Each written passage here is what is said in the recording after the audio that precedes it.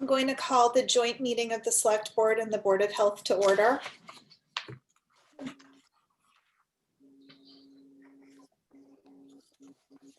As a preliminary matter, I'm Dawn Holgate, Chair of the Nantucket Select Board. Permit me to confirm that all of my board members are present and can hear me. Starting with Melissa Murphy. Present. Christy Ferrantella. Here. Jason Bridges. Here. I don't see Matt on yet. And then town staff members, Libby Gibson. Here. Chuck Larson. Here. Erica Mooney. Present. Roberto Santamaria. Here. And John Giorgio from Town Council. Here. It also looks like we have guests with us, Andy Miller. Yes, sorry about that. Here. Melissa, I'm afraid I'm going to butcher your last name. Okay. Harkle Road. Thank you. Eric Spargimino. Spargimino. Spargimino. Is Eric on? I'm not sure if Eric's on. Yes, I'm here. Okay, good. Thank you. Dora Chang. Dora is here. Yes. Hello. Hello. Greg, and then I'm back. Greg Tibnan. Present. Thank you. This afternoon, we're meeting remotely, consistent with Governor Baker's executive order of March 12, 2020, due to the current state of emergency in the Commonwealth due to the outbreak of the COVID-19 virus. In order to mitigate the transmission of the COVID-19 virus, we have been advised and directed by the Commonwealth to suspend public gatherings, and as such, the governor's order suspends the requirement of the open meeting law to have all meetings in a publicly accessible physical location. Further, all members of public bodies are allowed and encouraged to participate remotely. The order, which you can find posted with agenda materials for this meeting, allows public bodies to meet entirely remotely, so long as reasonable public access is afforded so that the public can follow along with the deliberations of the meeting. Ensuring public access does not ensure public participation unless such participation is required by law. This meeting will feature public comment under the Zoom webinar function.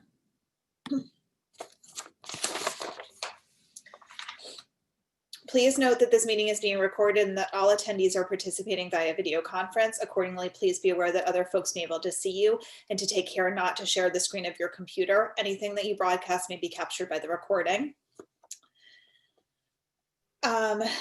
As we go, well, we have one item on the agenda, so that's not really relevant. Please remember to mute your phone or computer when you're not speaking. Please remember to speak clearly in a way that helps generate accurate minutes. Please wait for one of the chairs to yield the floor to you. And any votes that are taken would be done by roll call. I'm going to turn it over to Stephen Bisco to confirm that all of his members are present and can hear him. Thank you. Good afternoon, everybody. This is also the Tuesday, December 8th meeting of the Board of Health. And for attendance purposes, as I see the board members, could you please acknowledge that you are here? Jim Cooper. Here. Malcolm McNabb. Here. Melissa Murphy. Present. Thanks. And as you have just heard from the Select Board Chair, those same remote open meeting laws apply to this section of the Board of Health meeting. So, you want me to turn it back over to Dawn, or who's going to get that the town manager, Libby Gibson, has an introduction for our meeting?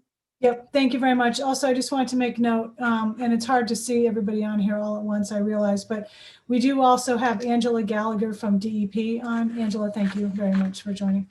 So just a few quick background remarks before we turn it over to CDM, our consultants who are doing the townwide risk assessment. In June 2020, the Select Board, Board of Health and Airport Commission began working together in response to the news of groundwater contaminated with Pfast in the vicinity of the airport. Concerns were raised among residents near the airport, but also island-wide because of other potential sources of these contaminants. On July 22nd, the town hired CDM Smith, an environmental consultant, with a scope of work that included an initial town-wide assessment of potential sources contributing to PFAS contamination. The PFAS evaluation and the information gathered will help identify next steps and future actions needed to meet regulatory requirements and guidelines, some of which have yet to be developed.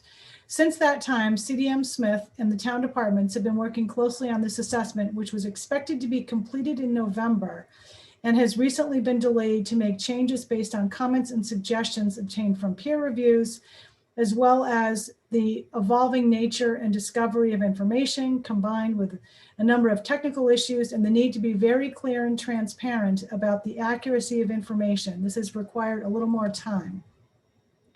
This meeting today was scheduled with the intention of having a draft report available and distributed. However, for those reasons just mentioned, that did not happen in November. For today, we are providing an update of the PFAS project and will focus on what we do know so far, pending the final report being made available. An update on the initial island-wide PFAS assessment. It's really town-wide. We'll get into this, but it's municipal property assessment and report by CDM Smith.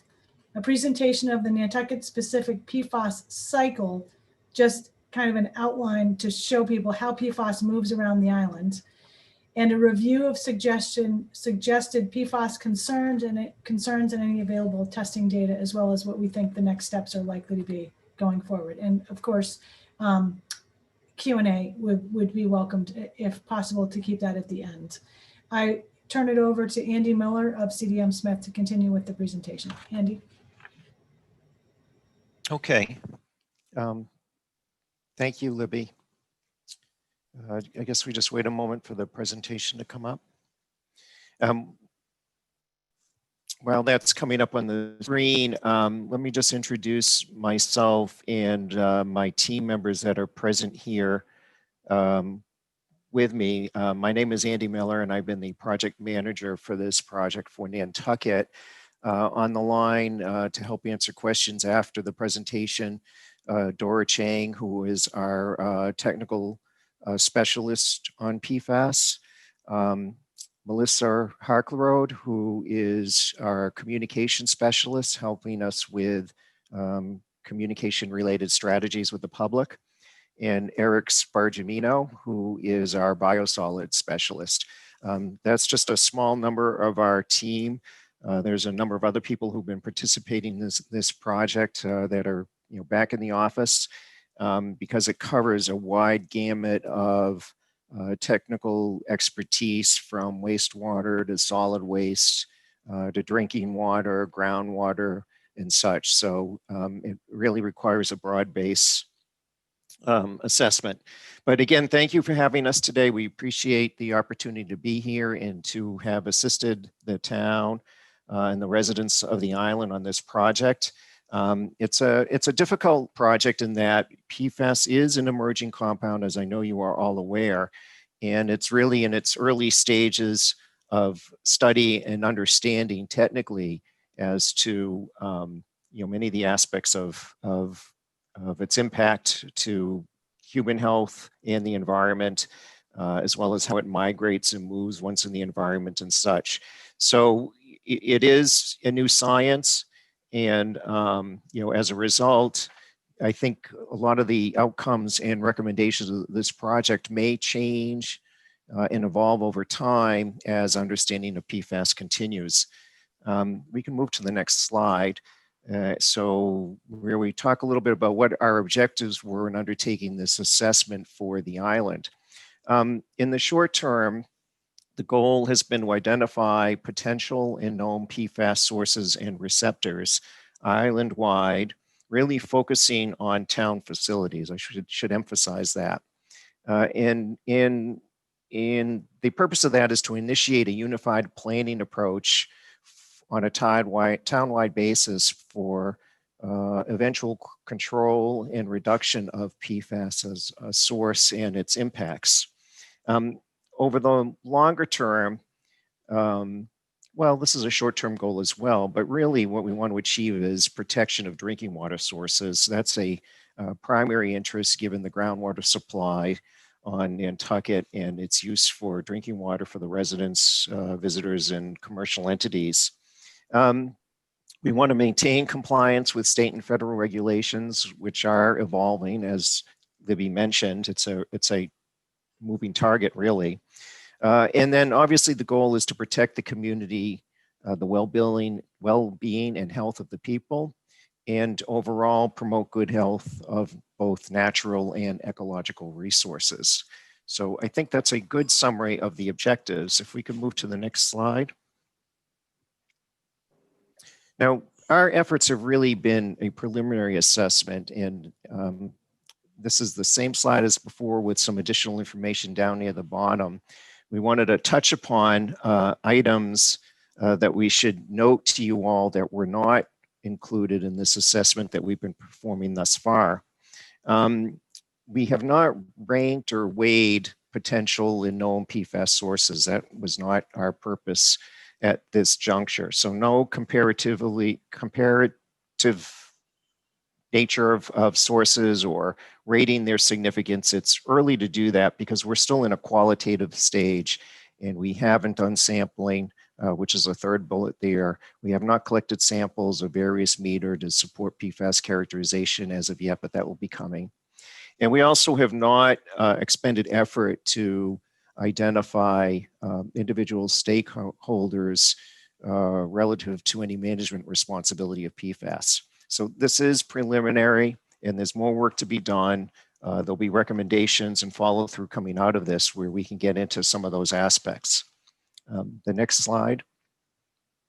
So a little focus on what actually our scope of work is.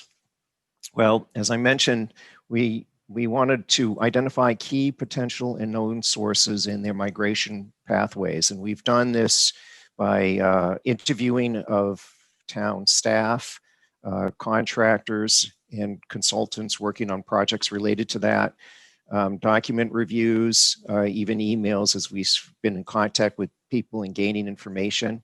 And the idea is to understand and build an island-wide PFAS cycle for Nantucket, which Libby also mentioned, and we have a couple diagrams showing that a little bit further in the presentation.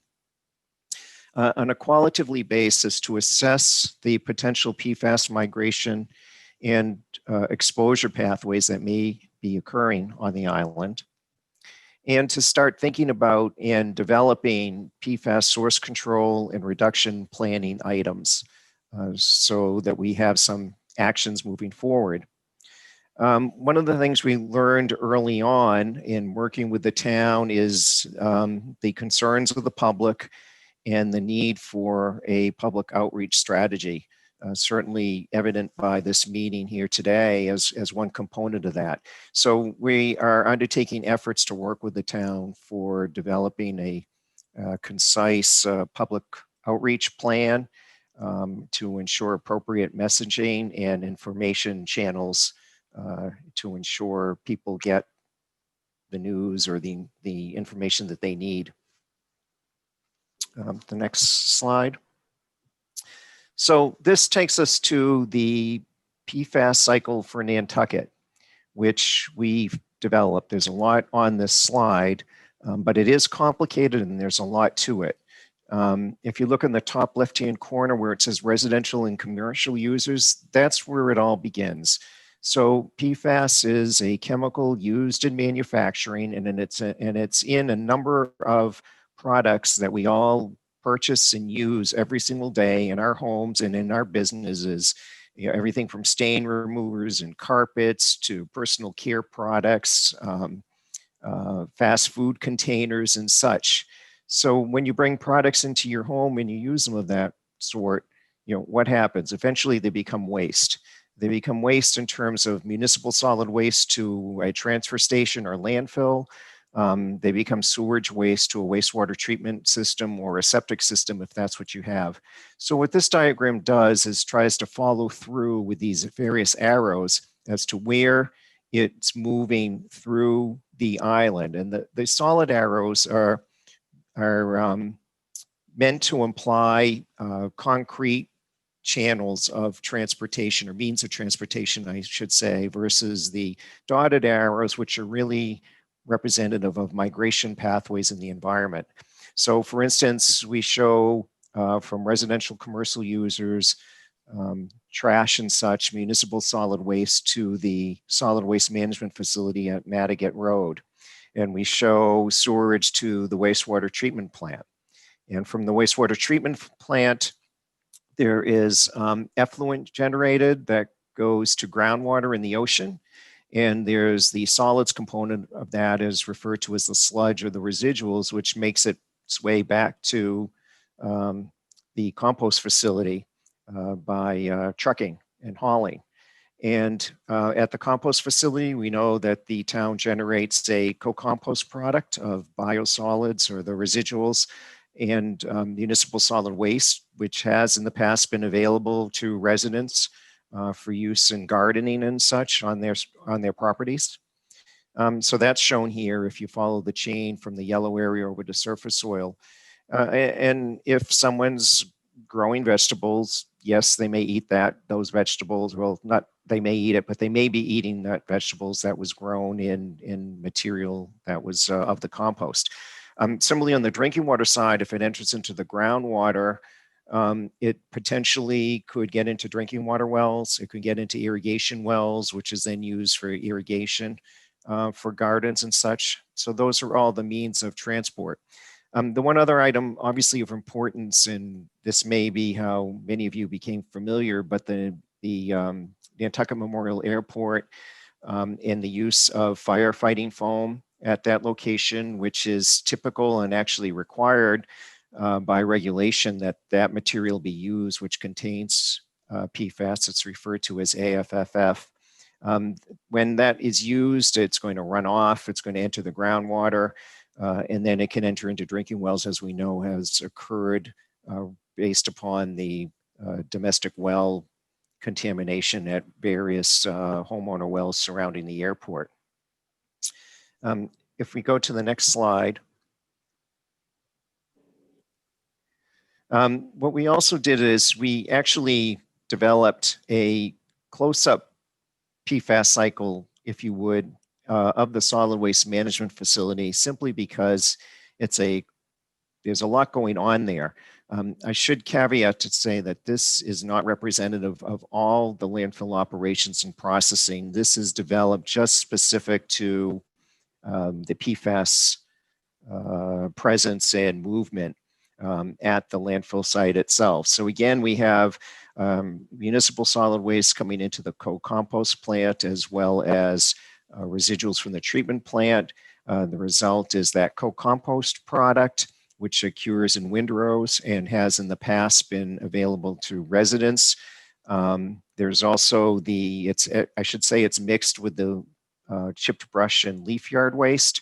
As an aside, currently that chipped brush and leaf yard waste is what's available to residents now should you go to the landfill and want compost, because the co-compost material is not being distributed.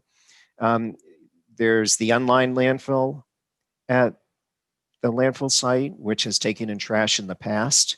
And because it takes in those products with the PFAS chemicals, there could be leachate coming out of there, impacting groundwater. There's various stockpiles on the landfill site from which there could be infiltration into the groundwater. And there's stormwater controls at the site also, which could be a transport mechanism.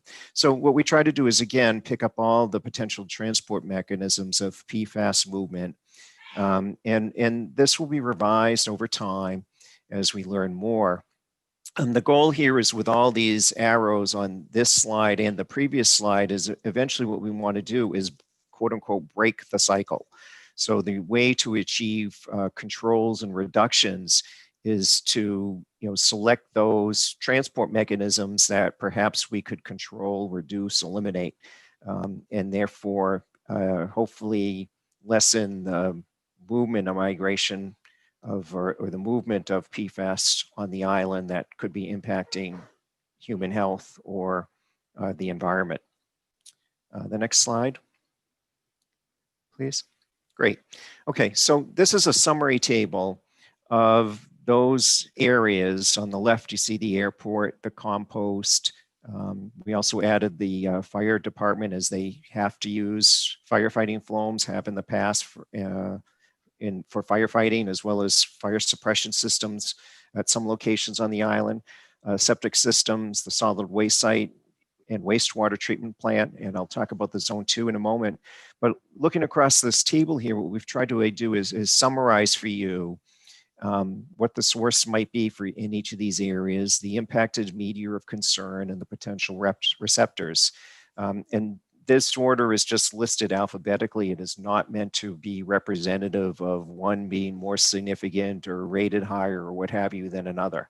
So the airport, the potential source there is the firefighting foam, with the impact potentially to drinking water, groundwater, and soil. And the receptor of concern there is primarily the nearby domestic wells, as we've seen. We talked a little bit about the compost that's being generated by the compost facility. It's available, or it has been available to residents and businesses.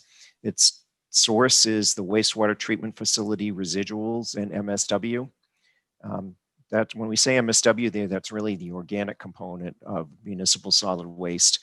The impacted media is soil and groundwater, both at the landfill site and perhaps where it's brought to people's homes. The concern being potential gardening and resulting human consumption, and potentially drinking water wells. As far as the fire department's use and fire suppression systems, again, it's the foam, with the potential impact in media being groundwater, surface water, drinking water, and soil. Receptors being drinking water wells. Private septic systems, again, for those residents that are not on the sewer district, wastewater is disposed into individual septic systems. In some cases, they may be community systems. Either way, those are the source there is those PFAS containing consumer products. The impact media being being groundwater, with the potential receptor being drinking water wells. And then at the solid waste management site, which I mentioned, the issue there being, or the source there being the unlined landfill of MSW and any on-site piles of soil and compost. Impacted media from infiltration might be groundwater, surface water, drinking water, or soil. Potential receptors being domestic wells, fish and shellfish in Long Pond if the groundwater is flowing towards Long Pond with potential PFAS in it. And then the wetlands biological species as immediately adjacent to the landfill are some wetlands. As far as the wastewater treatment facilities, the source is source collection, septic haulers coming in, and landfill leachate, with the impacted media, or two types of impacted media, the residuals, which go to the compost, and then the wastewater treatment facility discharge, which goes to groundwater and to the infiltration beds. Based upon their location on the coast, we believe that's flowing out directly via groundwater to the ocean, although there are a couple public water supply wells near the Surfside treatment facility that we want to think about as well. And then the final area, which I also wanted to bring up, was the Zone 2 wellhead protection area, the Wannacommon and Syosconset well fields. Not specific sources, but more general sources. Now, what a Zone 2 refers to is the wellhead protection area for drinking water wells with the delineation dictated by regulations of Mass DEP and in such manner. So anything within those Zone 2s that could be a contaminant, do have a potential of eventually someday reaching Wannacommon wells. And so we just want to identify that there. There isn't a concern. We'll touch upon that in the next slide. But the impacted media would be drinking water and groundwater, with the receptor being the municipal wells. So it's an important component that shouldn't be left out. The next slide, please. So we did look at available testing data. Wannacommon Wells has recently sampled their supply for PFAS, and the good news is that there were no PFAS concentrations above the Mass DEP standards. In fact, several of the samples came back non-detect, and whatever was detected was very small. The results are available on the town's webpage, and I believe there's one well for which the Wannacommon Water Company is still awaiting results. Testing at the CS Constant Water Department wells has not yet been done, but is planned. So that's that status. And then the next slide, please. Town testing status of compost. So this would be the co-compost product generated by the compost facility at the landfill site. It came to our attention during this work that there was sampling performed in 2019. It was conducted to maintain a proactive approach to environmental quality on the island. And as I mentioned, that data just became recently known. The data is not verifiable as the Pfast sample protocols were not followed and the laboratory at the time was not approved by Mass DEP. I should just mention that there are very strict and structured requirements for any type of PFAS sampling, whether it's water, soils, compost, or anything else, because the PFAS compounds and chemicals are so commonplace, in the products that we use every day, it's easy for them to contaminate a sample. So we have to be very cognizant of everything from the clothes we wear, the personal care products we use on a particular given sample day, et cetera. And then the last thing to mention there is relative to the 2019 sampling that only the leaf and yard waste compost is currently available due to such excess material at the site. The co-compost material, the residual in MSW, has not been available to residents since August of last year, 2019. So that brings us to the 2020 sampling. There was a sample collected in October of this year as required by the Mass DEP AOS, which represents the application of suitability permit that's related to the use of the product for land application in the state. That data has just recently been received and it's undergoing evaluation. It's important to recognize that Mass DEP nor any federal agencies has issued any standard or guidance to evaluate levels of risk from PFAS and compost. Again, that reflects the newness of the newness of this chemical or the science related to it. We're in our early stages of understanding. So what we're working to do is look at other available state standards and guidance, such as that in the state of Maine, which could be considered relative to those results and help inform public health considerations relative to use of that co-compost product. The town is currently collaborating with the stakeholders to prepare a fact sheet that will be issued to the public to communicate the compost results and those interpretations. And we're anticipating that to be released by the end of December. The next slide, please. So what are the action items that are coming out of this study? That's what's here listed on this page.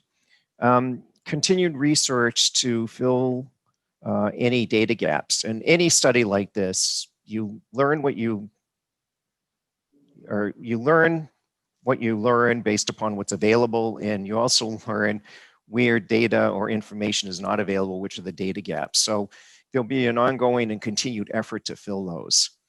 Part of that will be a sampling program to further assess community exposure of PFAS, and components of that might include drinking water, compost, soils, groundwater, and surface water. The details of that program have yet to be defined, but they will be. That PFAS cycle, those diagrams I put up on the slide a couple slides ago, that needs to be continuously updated as we learn more to refine it relative to the migration pathways. Because again, understanding those migration pathways or movement pathways are critical to eventually breaking the cycle and reducing the potential movement of the chemical. Continued collaboration on the PFAS assessment ongoing at the airport relative to the mass contingency plan. We should also be aware that Mass DEP has a program to help assess sources of PFAS relative to domestic well testing by homeowners. So the town wants to continue to support that program, certainly. Public outreach and planning implementation is critical to this effort to keep you all informed. Stakeholder communication and facilitation is also critical. We've been working with quite a number of department heads in the town, as well as the airport and the operator of the landfill, and there's quite a number of people to keep informed, conversations necessary to make sure we understand all aspects of the concerns. And the ultimate goal, obviously, be development of source reduction strategies. And the next slide, please. So what are the challenges we faced? The data available is currently limited, which is why we've recommended a sampling program. There is a lack of regulations regarding compost and biosolids. They don't exist yet, so we have to think about that clearly as we make recommendations. New information continues to present itself in various forms, and it's not always clear. So it really does require some technical assessment and interpretation before sharing, because we want to be as accurate as we can. The PFAS cycle is a living document that needs to be updated as information becomes available. Throughout the process in Nantucket for the project we've been working on, and it's only been about 4 months, there have been ongoing public inquiries expressing concerns for drinking water, vegetables grown using compost product, et cetera. Those are certainly legitimate concerns. We understand those and want to proactively respond as best we can. But it is a challenge always, getting new information, having to adjust accordingly, and making sure that the appropriate information is shared back. And then again, we have a number of stakeholders with specific relevant needs and concerns, which also presents a challenge. So the diagram there at the bottom corner of the slide is kind of the growth of the human species over time. And it just represents that where we stand with the understanding of PFAS, it's in the very early stages compared to understanding of such compounds as volatile organic compounds, which we've been working on and understanding for decades now. So we have a lot to learn about PFAS on Nantucket and nationally, as well as it continues to develop relative to how best to handle it. And the next slide, which is the last, some concluding messages. All stakeholders play a role in maintaining community trust and confidence relative to PFAS activities on the island. So that's why it's so important to engage as much as possible. All the department heads, as well as the boards, and you folks, and the public at large. The overall objective is a holistic approach to protecting the community and natural resource assets. Of course, the primary focus there is drinking water. We should note that no negligent practices were identified in this process. The good news is PFAS sources on the island are not from industrial practices. So that's good. And the one thing that I didn't mention yet, but do want to also mention, it's not that your wastewater treatment facility or the compost facility are generating or creating PFAS. Again, its presence is due to its occurrence in the compounds or the products that we all use every day. Consumer products is what I meant to say, that we all use every day. The PFAS mass loading on the island, it appears to be limited to municipal solid waste generation and wastewater. That's in terms of town operation facilities. The development of action items to further assess an island-wide source control and reduction program have been commenced by this effort, and as we look forward to a sampling program. And again, a unified multi-stakeholder public outreach strategy is vital for successful risk communications to the affected community. So that's what we wanted to present relative to our work to date. And I guess that's the presentation I had. I'm not sure who picks up, if that's you, Libby. I think, hold on. I think we reviewed all of the items on our agenda that we discussed that I mentioned earlier in the week. And I think unless there are, maybe we go to board questions at this point or comments and then open it up to the public. Board members?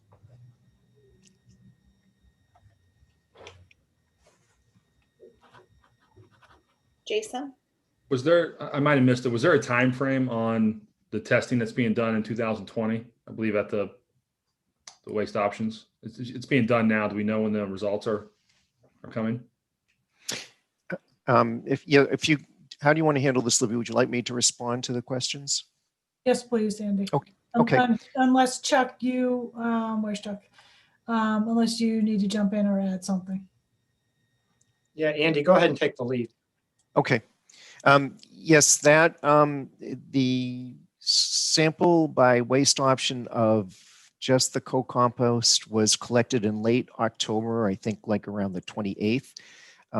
We just recently received the data, and we're currently interpreting it, as I mentioned, looking at other state guidance and such, because there isn't anything available in Massachusetts, so we can best interpret it and understand what it may mean to all of you, with the intent of issuing a fact sheet that presents the information in that interpretation later this month.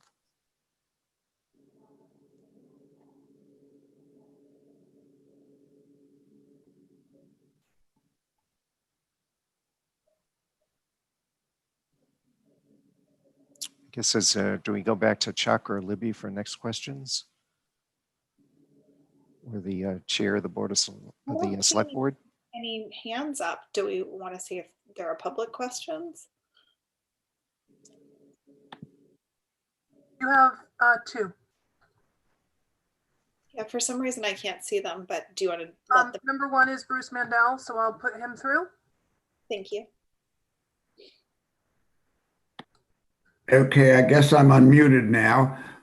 Quick question is, and we certainly understand that there's nothing happening at the Waste Options Nantucket that's generating PFAS from your comments, but for decades, as a community, we've been using unlined cells at the landfill for materials that contain PFAS because we didn't know about this issue, just like asbestos was an unknown issue some time ago. But those elements still exist because we never completed the mining of the unlined cell. So those products are still there. And the concern is that every time it rains or we have snow melt or whatever, that the toxicology or the toxic elements there would be leaching into the groundwater and surface water flow that goes through the unlined cell areas. We test the landfill periodically every 6 months because there are groundwater test wells and surface water test wells, but we don't test for PFAS. But for example, I tested my well. I don't live very far, but I'm down gradient from the landfill, and we have detected some PFAS elements. So my concern is that there may be some mitigation measures needed, and could you address that? Sure. If you folks want me to respond to that, I can. Yes, that's a fair question and a good question. And yes, unlined landfill on Nantucket, as well as throughout the Commonwealth of Massachusetts, certainly was receptor of consumer products that contained PFAS. And there is an open question as to whether that PFAS is migrating via just the mechanism that you mentioned, infiltration, and then into as leachate into down gradient groundwater and potentially eventually domestic wells and such. So that is a fair concern. We have recommended that the landfill monitoring program be expanded to include PFAS sampling. We should note that Mass DEP solid waste regulations do not yet require PFAS sampling at landfills in the monitoring wells. I would suspect that eventually that might be coming, but I don't have information on that per se. The state has just initiated some sampling at some landfills, but it is not on a statewide basis. So once Nantucket undertakes that, assuming that they choose to do so, you'll be one of the first, at least in the Commonwealth of Massachusetts, doing that. And my suggestion is the wells, as well as the nearby surface water bodies, to get an assessment or indication what may be present there. And then if we have to look at more further down gradient, which we may, we certainly would do that or make that recommendation at that point in time. Thank you, Andy. You have another person, Aisha Khan. Okay, go ahead. Hi, thank you for taking my question, and thank you. I know this is we're going through COVID, so I know it's you guys have a lot on your plate. So I appreciate everybody coming together for this webinar. My question, I may just not understand the one second. The water source. If someone could explain it to me, when we say we have a sole aquifer and there's no PFAS in our sole aquifer, I'm having a hard time understanding how private wells play a part of that, because if the private wells have a PFAS in them, where are they getting their water from? Is it not the sole aquifer, or does that mean our sole aquifer does have PFAS in it?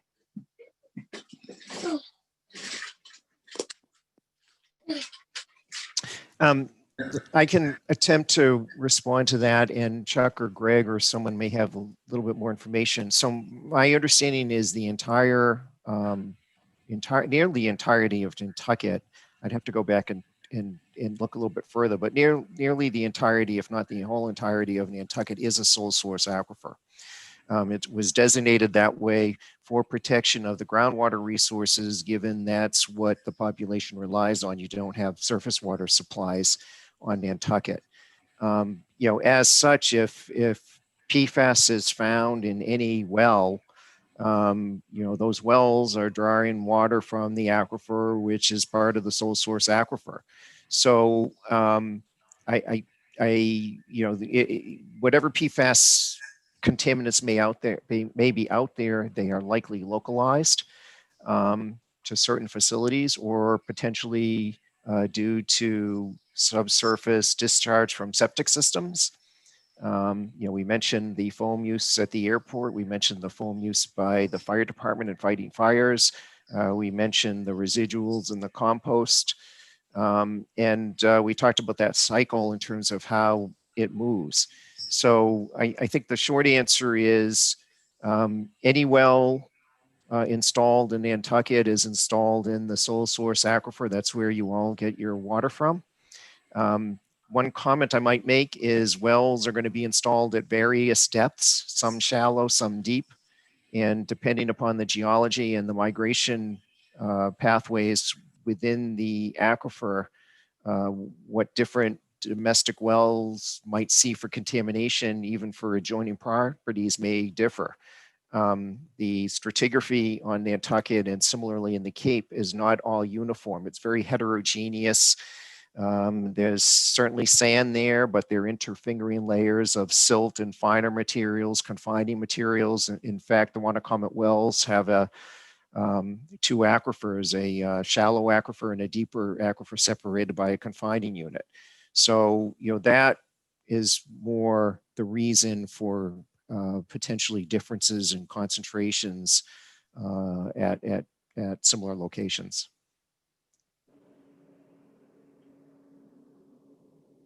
I think that Yeah, thanks, Andy. anything further.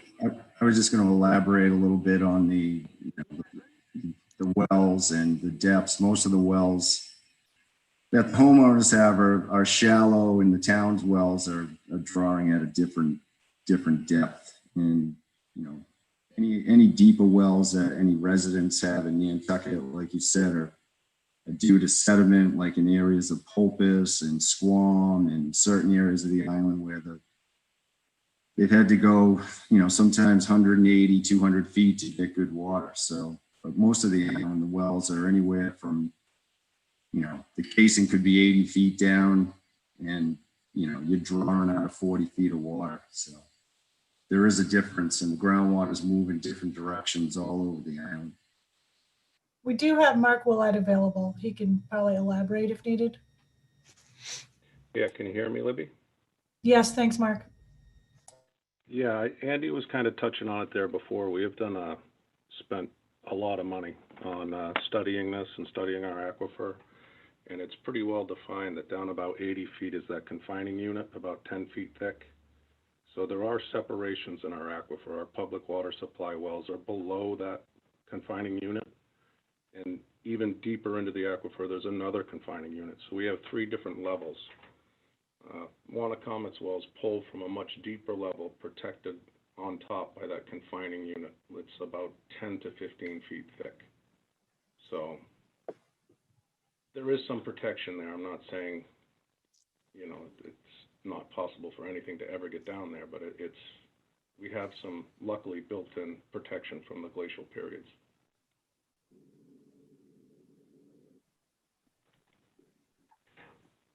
Melissa, did you?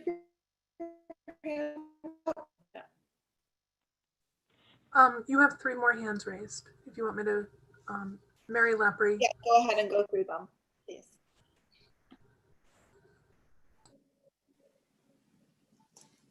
Hi, so I just had sent in a statement, but I'd like to just read it.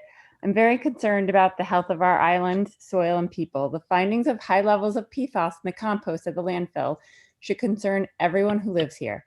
I understand the samples were processed the way water is processed, which is not correct. And also I understand there's no EPA standard for assessing PFAS in soil. However, it is like being a little pregnant. It's there or it's not. The levels that were measured on the testing from August 2019 showed 7,800 to 15,000 parts per trillion. Despite concerns about testing, this is an alarming number when we think about how many people took home compost from the landfill and put it in their gardens. This compost was put on their lawns, used in their gardens to grow vegetables that I'm sure they ate. PFAS is not to be taken lightly. It is confirmed to cause cancers, developmental delays, birth defects, reduced vaccine response, and many other health concerns. Currently, the compost is off limits. However, this is a new development. Why did it take over a year for the report to be released, and why did it take the landfill? Why did the landfill allow people to continue taking compost after the testing was done in August 2019? Us avoiding this now will lead to unintended but serious health consequences for our community. And I understand we're taking care of it now, but it seems like we're moving at a snail's pace. Thank you.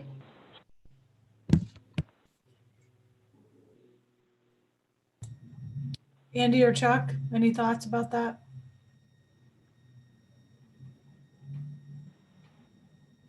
Andy, do you want to? Yeah, that is a topic that's had a lot of conversation. So sorry for the pause there. Why don't you go ahead, Andy?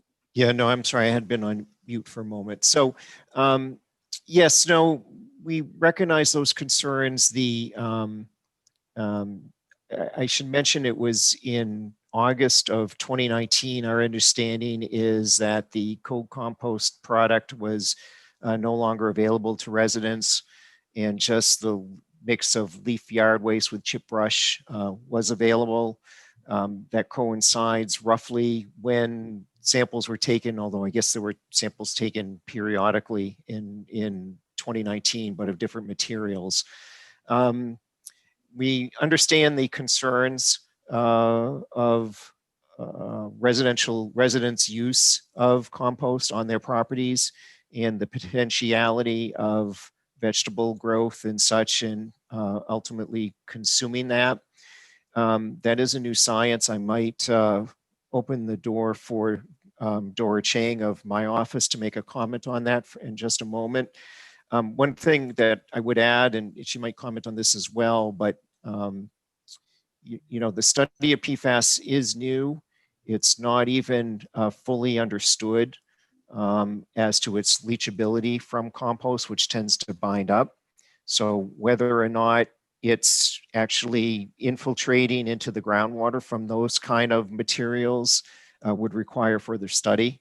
And I believe that even, you know, vegetation uptake and such is a new science as well. But Dora, perhaps you could briefly comment on some of that if you're there.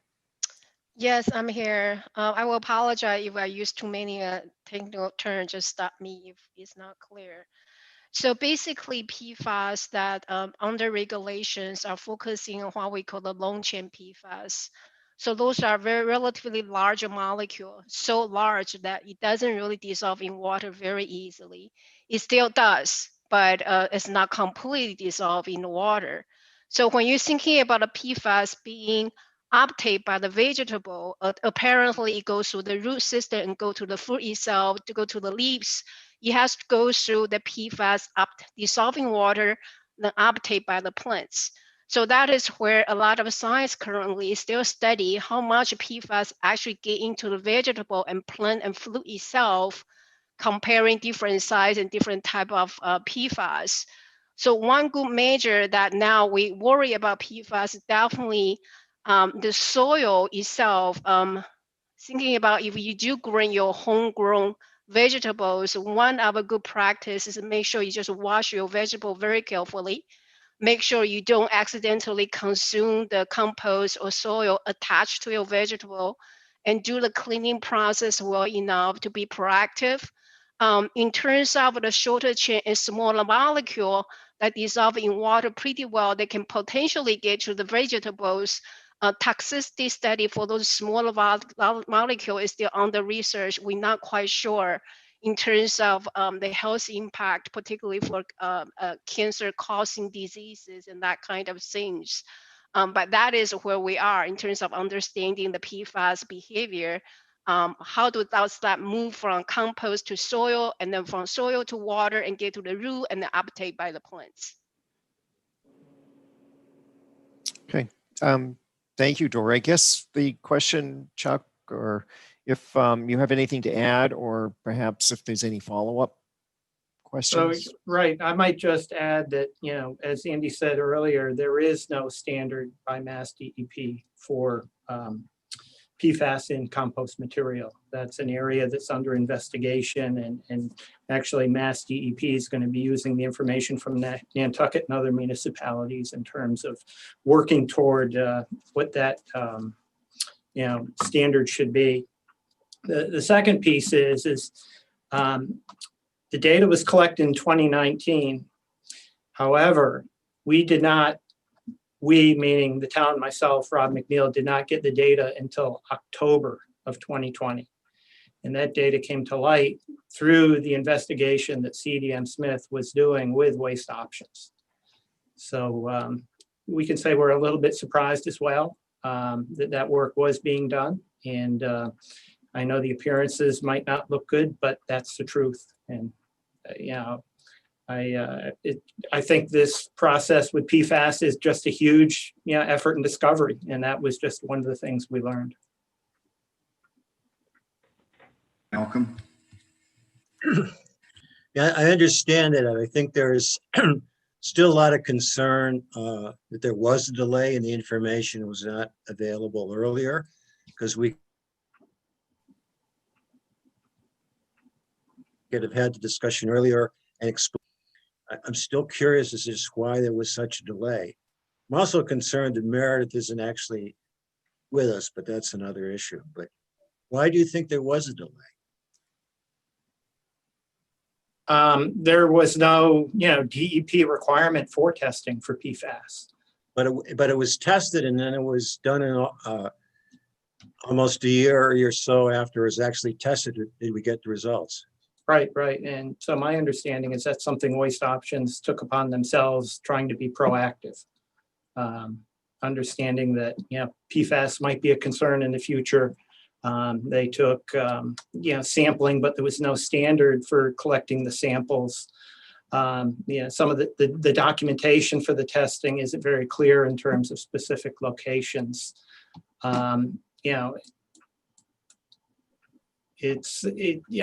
It's unfortunate there was that delay, but we didn't learn about it at the town until October of 2020. Well, that's too bad, because a lot of people think that there was some kind of cover up or conspiracy, and that doesn't do any of us very well. That's where the information should get out there as soon as possible, and then we could have these meetings and discuss it. And explain it. So I might just add, that's what we're doing with the sample that was collected in October of 2020. And assembling that information, which was collected with rigorous standards and procedures, and that information will be forthcoming shortly, working with CDM Smith in terms of analyzing that, that test report, which is about 25 pages. Yeah. If I can, let me just expand. That's all correct. And just to, again, clarify. So, the data from a year ago came to light in October, when during our study and we were asking everyone questions, we were informed and eventually provided to us and looked it over. But again, that sampling was not done with appropriate protocols. So, it was subject to question after the fact. The lab analysis wasn't approved. It was not an approved lab or method, at that particular time. So, even looking at that data, I understand the concerns, and I don't mean to belittle them, but just so you're aware that that data set is really not verifiable. And so what our recommendation is the sample collected by Waste Options in October, I believe it's October 28th, was collected with proper protocols. It was done at the request of DEP. Waste Options had to submit to DEP a standard operating procedure by which that sample would be collected. The lab was approved by Mass DEP in advance. So this is a verifiable data set that really should be used as the first set of real data moving forward.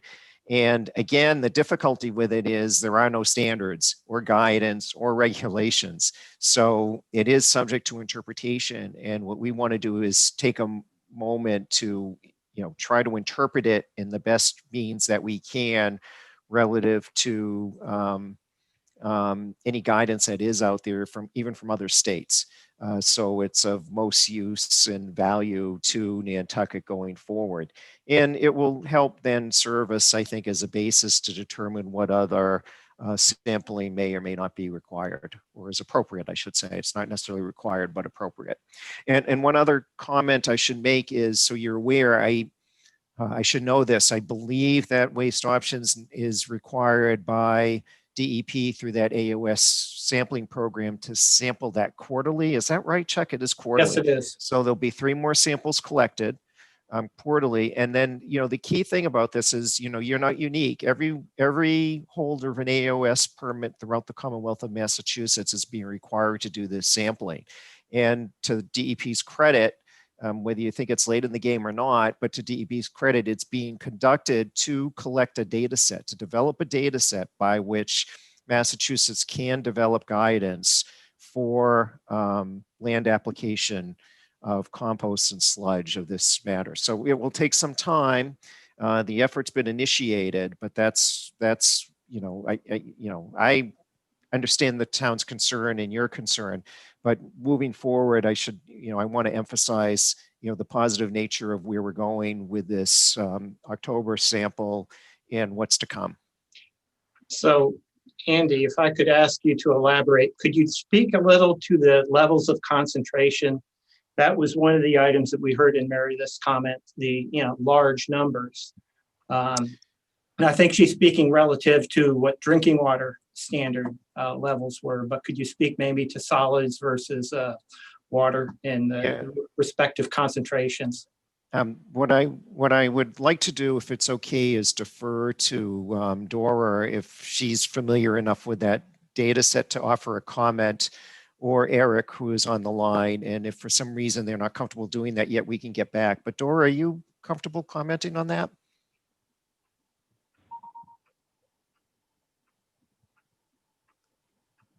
Is she still there? If she is, she's on mute. I could address it a little bit before we get to Dora. Yeah, that would be fine, Eric. Thank you. And you know, Dora talked a little bit about it, but there are exposure pathways for, you know, how PFAS interacts with humans.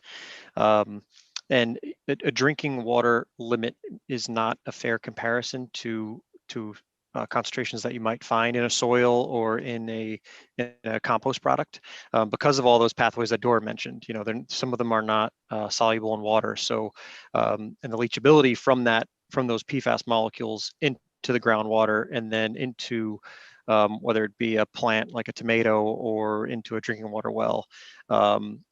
It's not a apples to apples comparison when you look at drinking water limits and some of those toxicology studies that have been done, and compare them to what you might see with a compost product. And that's part of what Mass DEP is working on now. They're looking at the science that's available to them so that they can consider these limits and these thresholds for how biosolids and compost are land applied, so that they can protect human health appropriately.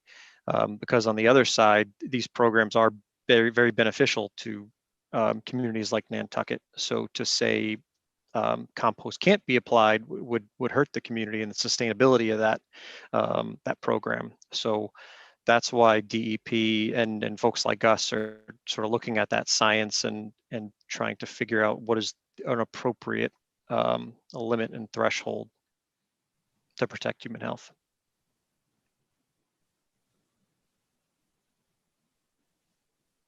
Okay, thank you. Now it appears that I got a note that Dora had to sign off. So I think, you know, that's one answer, and, you know, we can explore that further if need be, Chuck, and maybe put something up on the website relative to the question and answers.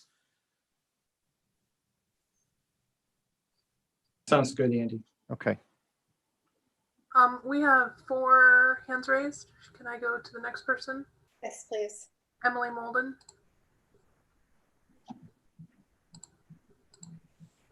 Thank you very much. Emily Molden here for the Nantucket Land Council. I had just a couple of questions. One from the presentation. I appreciated seeing the diagram of how PFAS is presumed to cycle on island. But I had noticed on the chart that followed that summarized the sources and the various receptors that it didn't seem entirely consistent as far as how comprehensive the media of impact was. I think that was how it was listed.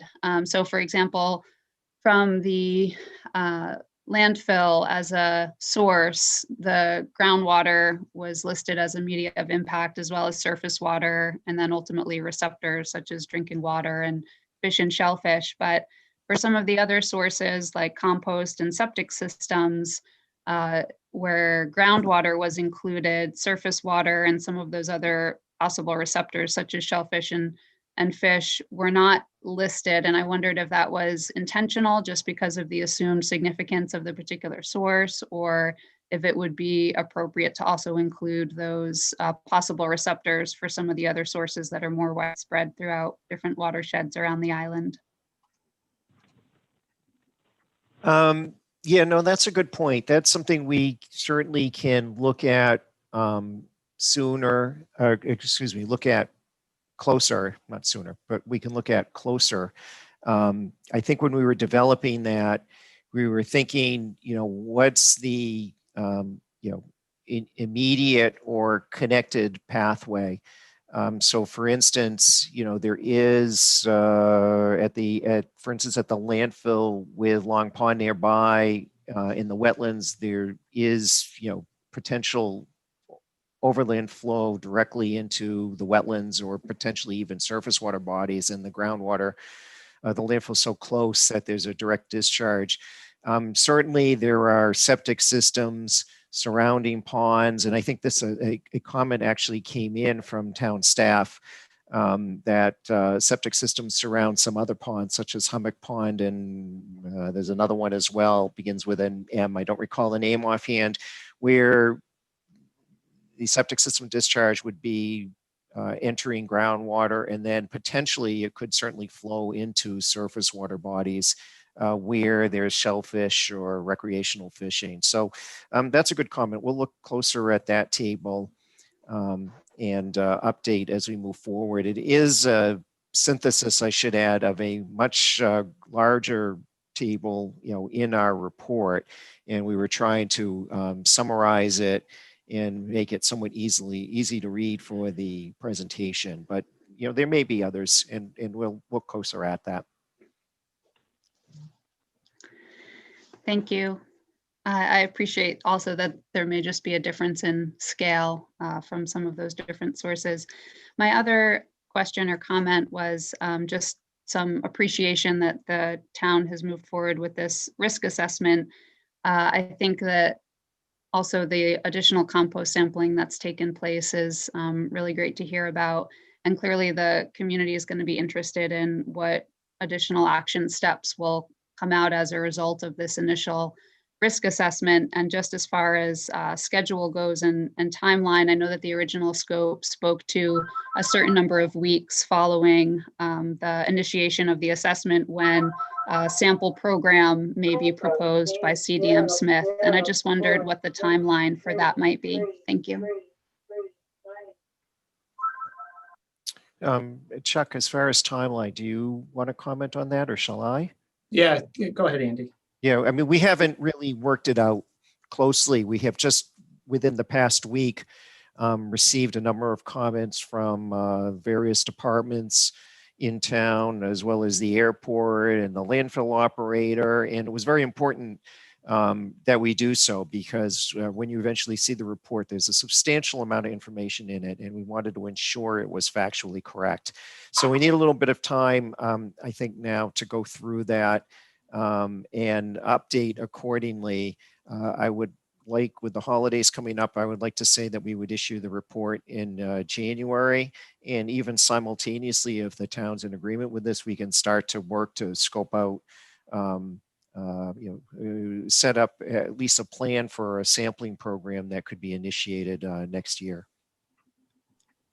Anything to add, Chuck? I mean, correct me if I misstated anything. I probably took a little bit of assumptions there. Right. Yeah, we'd like to get something sooner rather than later. But given the amount of comments and the information that was provided with them, I guess the holidays are right around the corner. But my hope is by the end of the month that we'd be able to get a report out. Great, thank you very much.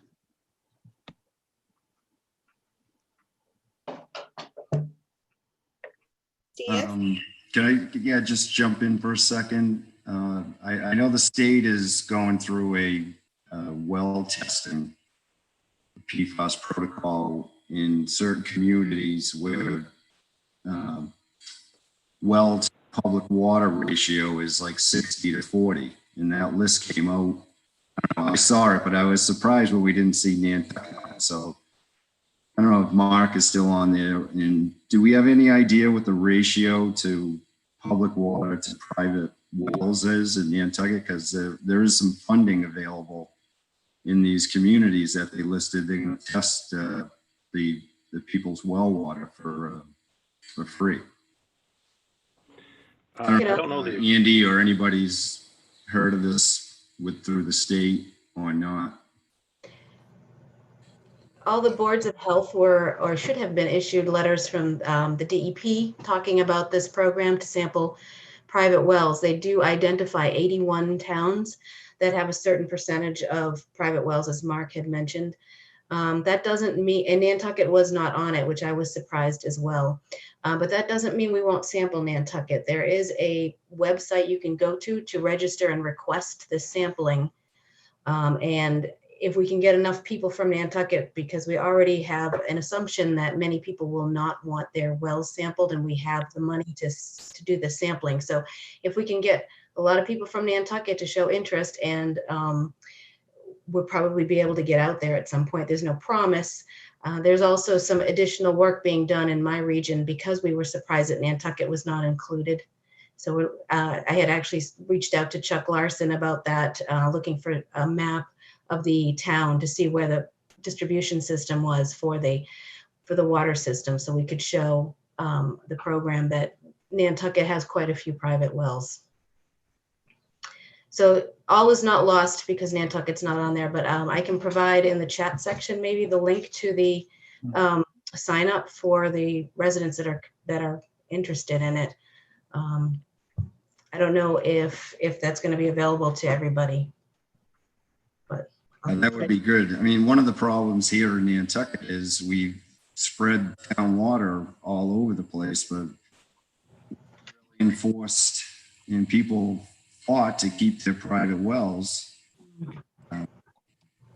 to force people to get on town water. I know in other towns, if the town decides to bring town water down your road, you don't have a choice. It's here, it seemed to be a little different.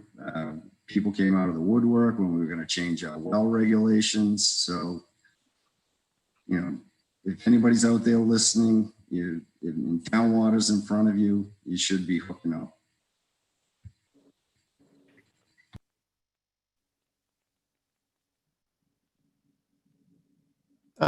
One other comment, Angela, if you can provide that link to Chuck and myself, you know, the town does have the website with a lot of information on it. We are working on outreach documents and fact sheets that will be coming out there. You know, it can certainly be included on an, you know, in an appropriate place for people to see it, or at least it will be a point for Chuck or town administration to point to if it's up on the webpage.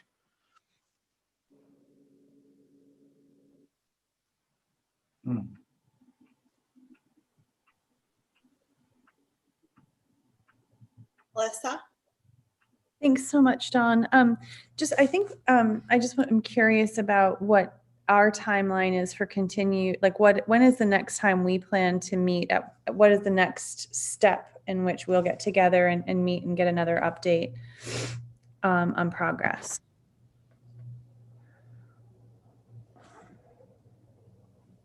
So, you know, my understanding would be that we'd like to get the final draft report out, you know, circulated, and have another meeting like this to discuss through the specifics, if that's acceptable. So we'd be looking at sometime in January.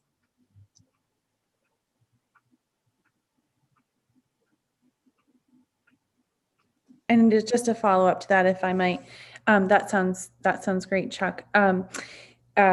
When that report comes out with the findings, will we also have some recommendations, do you think, or is that too soon? Or will we just be looking at what the findings are, or will we have findings and recommendations for next steps? So I think there'll be, you know, recommendations and certainly findings, you know, that are based on the information we know so far. And certainly one of the areas that Andy has mentioned is that, you know, collecting additional information, so we can learn more, you know, about what exists for PFAS from the different sources, different areas of the island.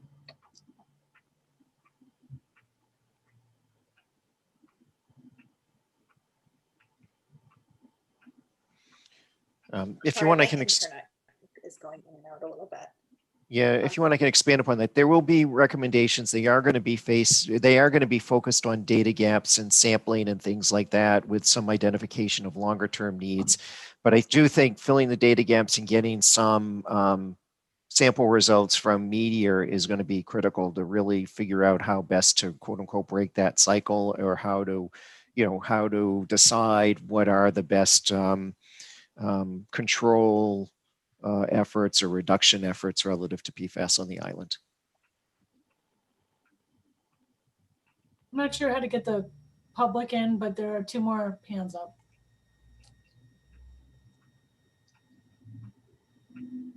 Letting Leslie Formson.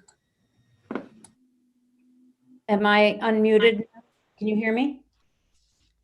Yeah, Leslie, go ahead. We got you. All right.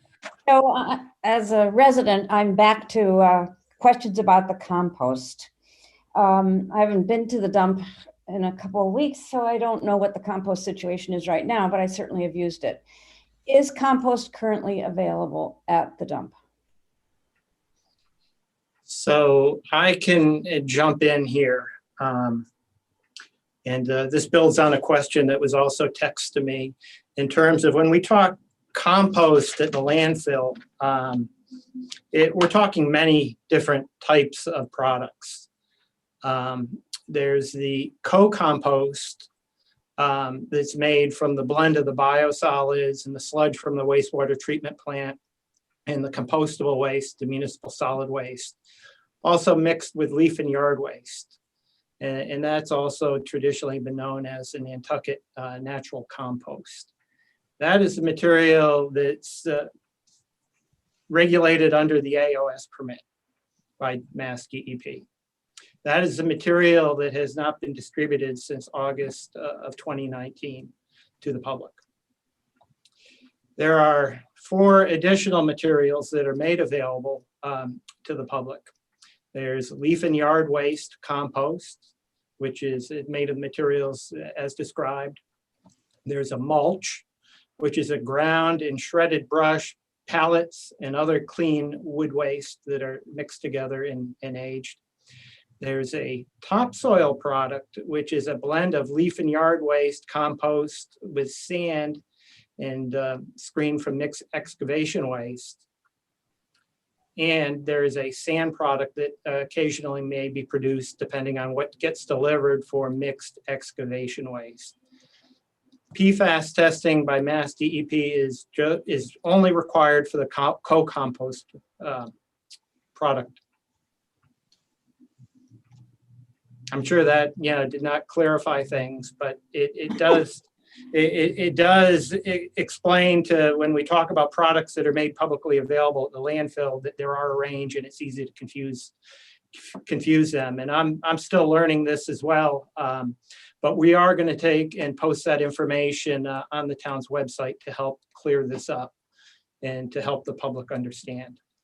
And my understanding is that some of the mulch was not available due to limitations of getting the equipment on the island to come grind up the wood products. And then after the products are ground up, they need to age for a period of time before they can be made available to the public. We can make that information available on the website as well in terms of timing if there's products not available at the present time. And so be happy to answer any other questions, Leslie, offline if you'd like. The windrows that are piled up behind, do those have the co-compost product, or are they all the 4 different varieties of leaf and yard waste that get picked up at the front there? So we can try to sort that out for you. Haven't been on the site at the waste option site for a while. There are several windrows for the different materials. I'm not aware of what the current configuration is now, but there is a period where the material is windrowed and kept outdoors and mixed over time to help with the decomposition. One last question. The leaf and yard waste is heavily fertilized on Nantucket.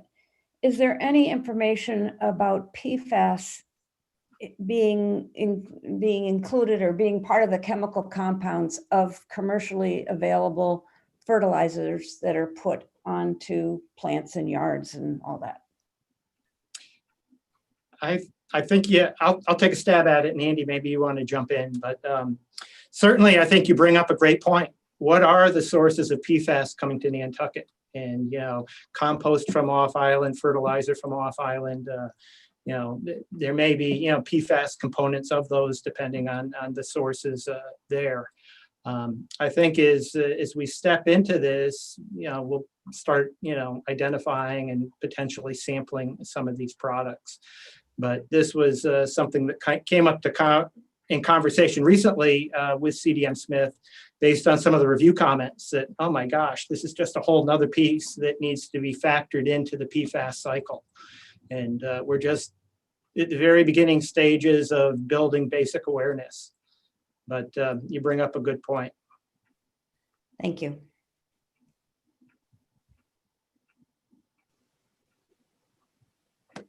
Got one more public comment, two more public comments. So Aisha, you're up.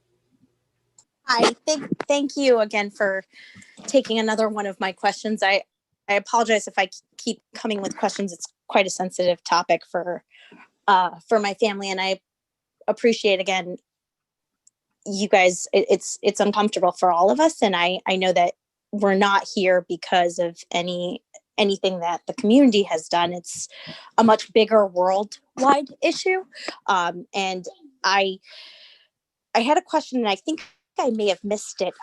Is there any plans to test the sewer plant leachates? Is that leach fields? Is that town property? And I'll just give my other question on top of that as well. It's not a question, it's more of a statement. And maybe I'm being a bit optimistic, but I do think as a community, we do have a potential to really possibly make a big impact, and we have a lot of eyes on us. We've already taken big steps. I know that the town has already approved to have PFAS-free firefighter gear, which is huge step.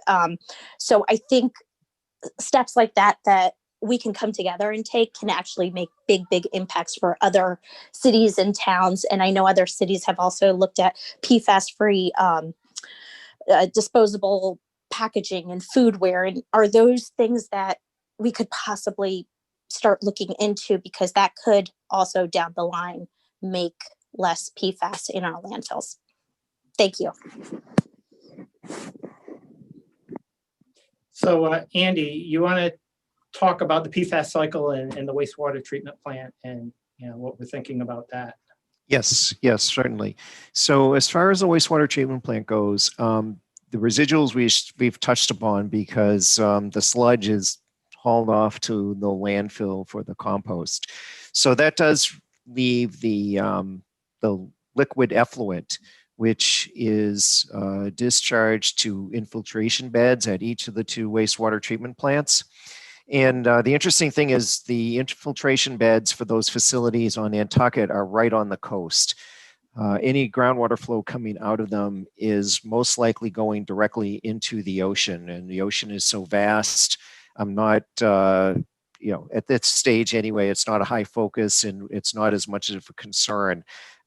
So we don't believe that effluent is directly impacting groundwater to a substantial extent, or water supplies. Although I will say, towards the end of the work, I did notice that there's a couple public water supply wells, and these would be, on the smaller side, community wells near to the Surfside treatment plant. And I did add a recommendation that, just to be safe, that perhaps those 2 wells be sampled, but they are certainly not directly down gradient, most likely side gradient. And I would suspect, they would be okay unless there's another source nearby, but just something worth doing. So I think that's the answer on the wastewater side. Right. And to kind of follow up with that for the second part, opportunity to make an impact. Agreed completely, 100%.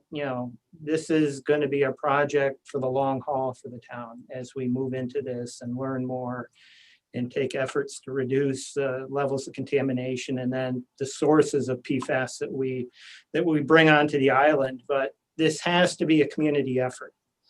And I think one of the things that's working well right now is that we have multiple groups working together. We have, the airport and the work that they've started, and interfacing with their efforts and their LSP for the remediation there. Wanacommet Water Company as well, working closely and well with them, getting test results and staying up to date. And then, DPW with the solid waste facility and also the wastewater treatment plant, those fall under town administration, working together. We have Angela from Mass DEP, who has been a tremendous resource as we've been learning and partnering and trying to, discuss things in terms of how to solve, work going forward when the sources of PFAS are not readily identifiable, but there's a well concentration that's above the drinking water standard. And then certainly the public. This has to work both ways. And we do have the town PFAS at nantucket-ma.gov website. That's a website that we monitor and respond to regularly. We've gotten a lot of good feedback through there. So that's always an open channel to quickly, get information into us or ask questions. But this is an effort that's going to require the entire community's dedication and perseverance to be successful. And we're off to a good start. We have one more comment from the public, and I think that's it. Hi, it's Mary Lepre again. I just had two quick things, and thank you for taking my questions. One is that I would just urge the town and everyone to be a little more transparent, because it feels sometimes that it takes many months, and in the landfill case, a year. And I'm pretty sure that they were still allowing people to take compost most of the summer. So that is, as I said before, very concerning. I also am wondering if in your evaluations, you're looking at the deer, because I know that we have a lot of hunters and we have a lot of people that eat the deer meat that they hunt, I guess, all year long. And there are a number of places, especially in Michigan, where they prohibit hunting in certain areas, because if you kill a deer within 5-mile radius of, I think it was a military base, then the PFAS levels are too high that you're not allowed to eat them. So I'm just wondering if the town is thinking about looking at that. I've talked to Dr. Lepre, Aisha and I have talked about this, and a number of people, because I think this is a big concern here. So if anyone has any comments of if that's something you all are going to look into as well.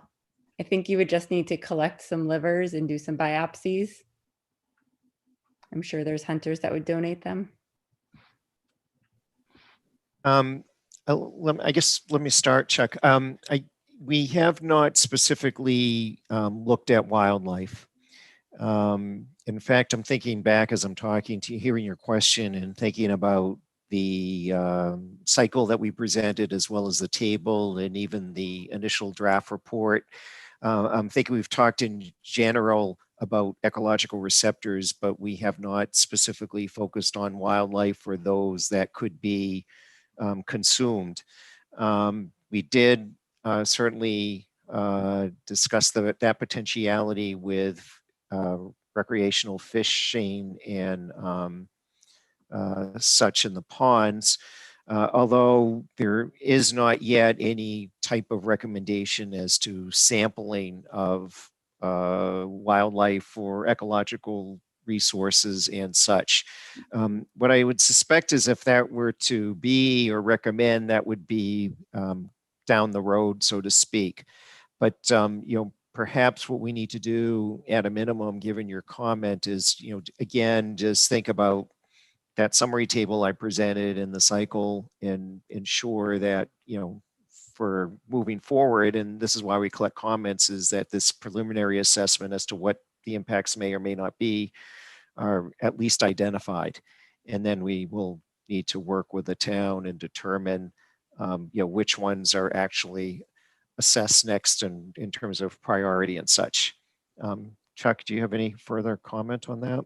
Right. Yeah, I'm just seeing some comments from Rob McNeil, and he says, yes, they're considering deer in terms of evaluating for PFAS, and that DPW collects a significant number of vehicle strikes annually, so they have a large potential group to study, for data collection as well, and also added that the deer carcasses are fed into the composter as well. So we'd like to know, and better understand, how that's working through the PFAS cycle. And I might add that I had a phone call from Megan Perry a couple days ago explaining that this study was going to be started with Dr. Lepre in terms of analyzing tissue from deer. So very, very early stages. It would be nice to see something in writing in terms of what, what that looks like in terms of, an experiment and how the samples will be collected or stored.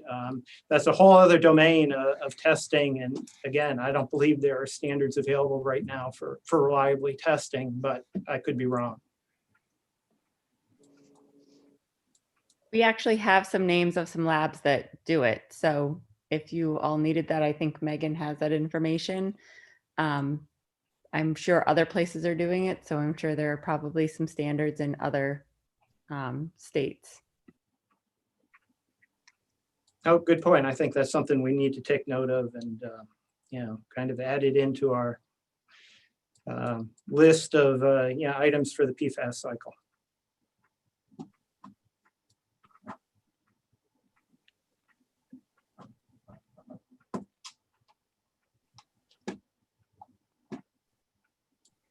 Is that one more hand from Bruce Mandel, Roberto?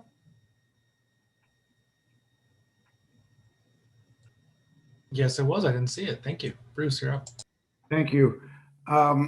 Andy mentioned in his just now concluded discussion about sampling deer and wildlife, and he mentioned, I believe, sampling fish. And I recall not too long ago that there were some benthic studies done on Long Pond, particularly in the areas around where it intersects with Hither Creek and the Nantucket Ditch and whatnot, in an effort to identify how Long Pond was responding to the reduction in nitrogen load due to the efforts of reducing fertilizer load and things like that. And it was noted in those benthic studies, these small marine animals, fish, and how they had grown in population and in size. And I was wondering if that study is ongoing and it might be then expanded a little bit to perhaps touch on PFAS. Sleepy, huh? I am not familiar with that study, but we should certainly talk about it amongst ourselves. And Chuck, I don't know who the best, who would be most familiar with that at the, within the town administration, but we can put that on the list to check into, see what it is. Yeah, I think we'll put that on the follow-up list. And, my understanding is the Land Council took fish tissue samples for testing over a year ago from Long Pond. And we have not seen the results. But, I think that's an area that, Rob McNeil might be more familiar with. So, reaching out to him might be a next step on our end, Andy. Okay. Check with natural resources too, Jeff Carlson. That was probably part of the UMass Dartmouth and Burning House and the estuaries study. Good point.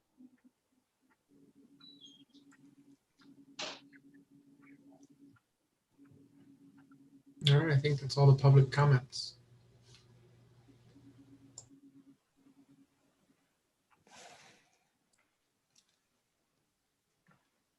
Are there any other board member questions, comments, thoughts?